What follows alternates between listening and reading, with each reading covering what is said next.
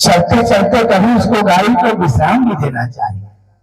इसलिए 14 दिन तो खाते हो, कम से कम 15वें दिन तो उसको थोड़ा सा आराम दे दिया करो। इसलिए एकादशी का व्रत सभी को रहना चाहिए।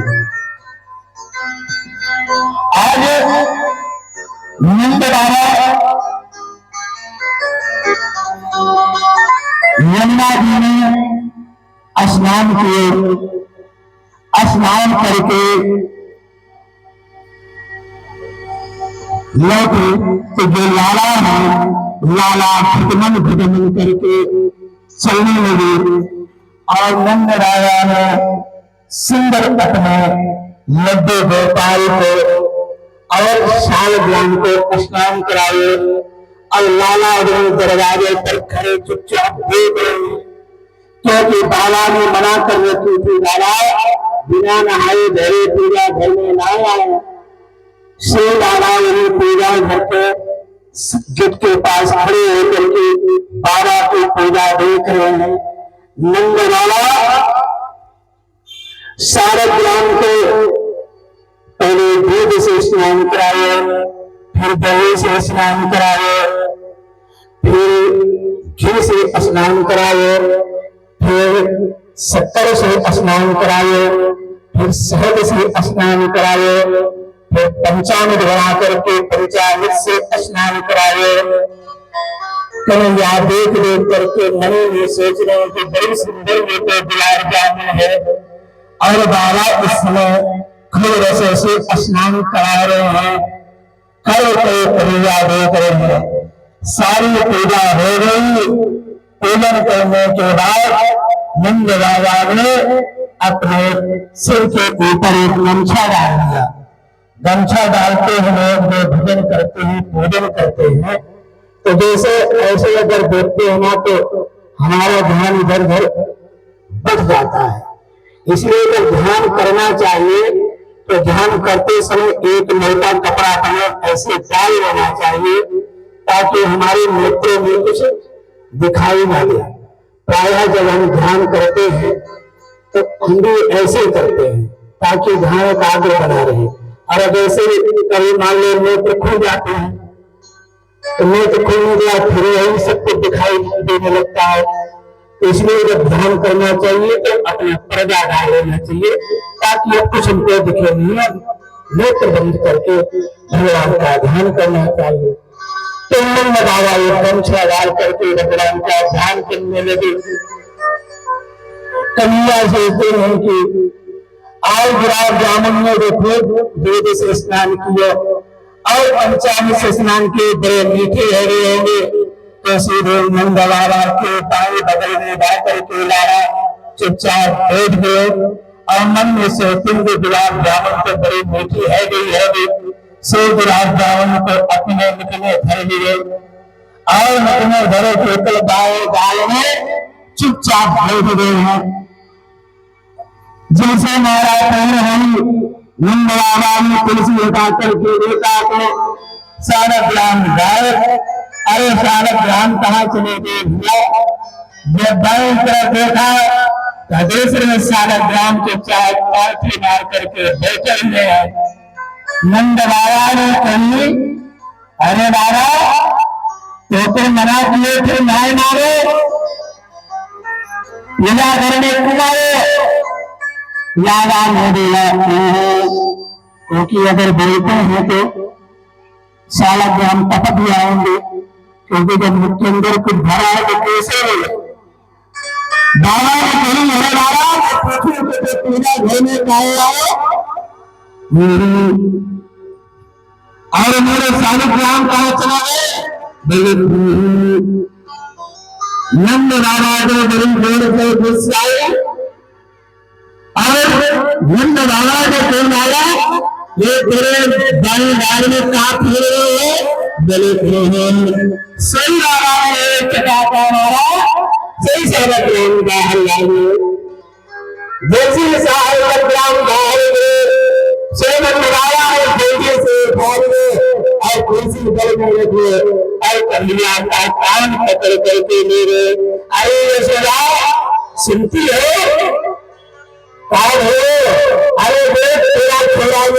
कितना उद्भव हो गया, मेरे भगवान को खा लो।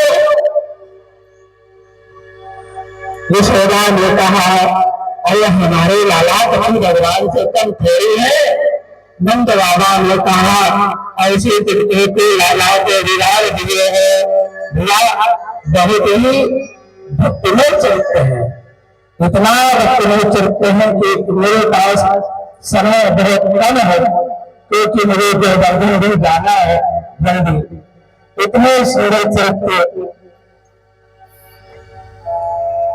कितना भाव नंद और यशोदा में।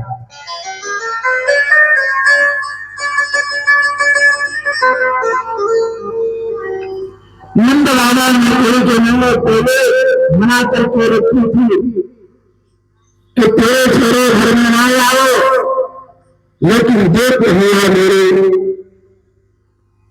सालग्राम को खा गए।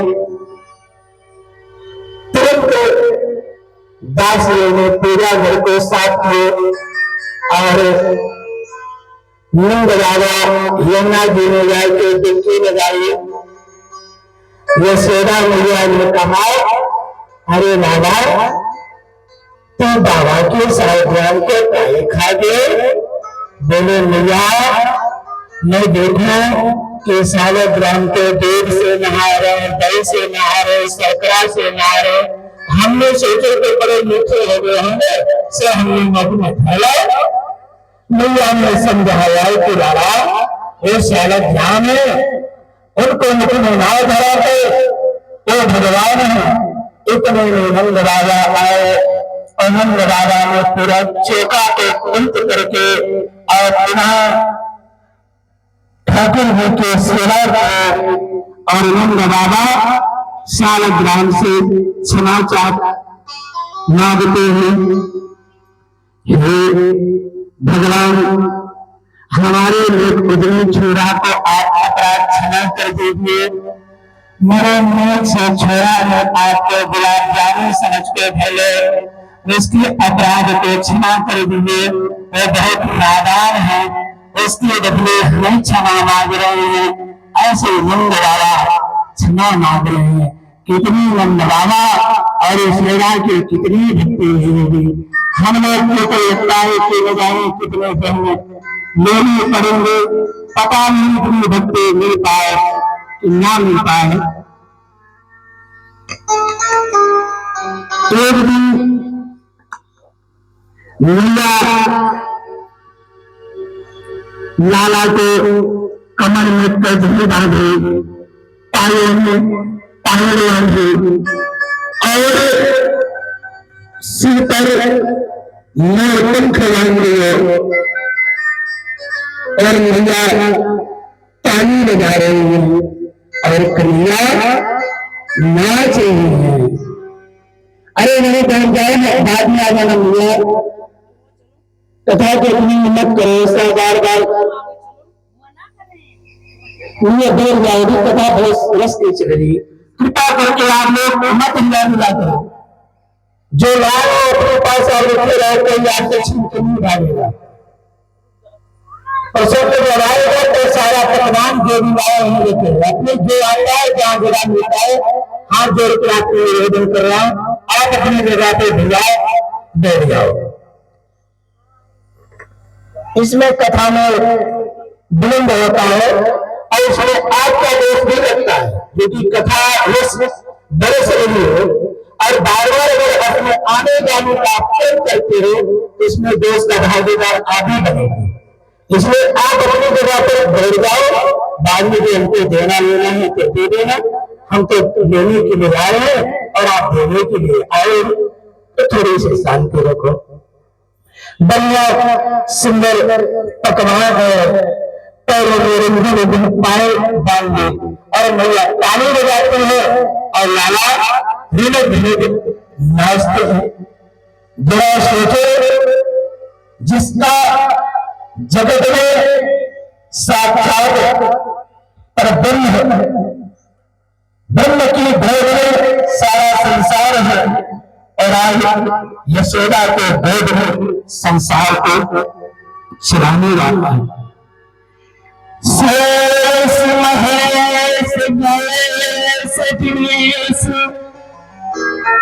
सुरेश होता हिरंतर भारण अखंड अनंत वरान अछेद अवैध सुमेध बताओ नारद से सुख व्यास रहे तचहारी तारण तारे ताहिर की छो हरना छछिया धर छाछ पे नाच नचारे ताहिर की छो हरना छछिया धर छाछ पे नाच नचारे। जहां शेष और ब्रह्मा जिनका गालन नहीं कर सकते, जिनका वर्णन नहीं कर सकते, वह परब्रह्म गोपियों के एक मुट्ठी छाछ पर नाच करता है, लीला करता है। एक दिन मैया तो मैया को काजल लगा देती है और काजल लगा करके छुड़ा देती है और कन्हैया सिवा जब लगते हैं तो जो अपने पूरे काजल और पूरे आंखों में मल लेते हैं, पूरा काजल उनकी आंखें फैल जाता है। ऐसा लगता है कि मानो आज जगन्नाथ का रूप धारण कर लिया है। एक दिन मिला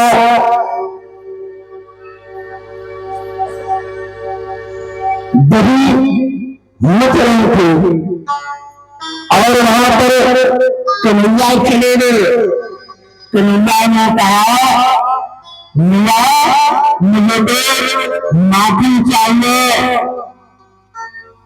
मिया ने कहा कि लाला तेरे सामने माखन रखे हैं और उसको खा ले।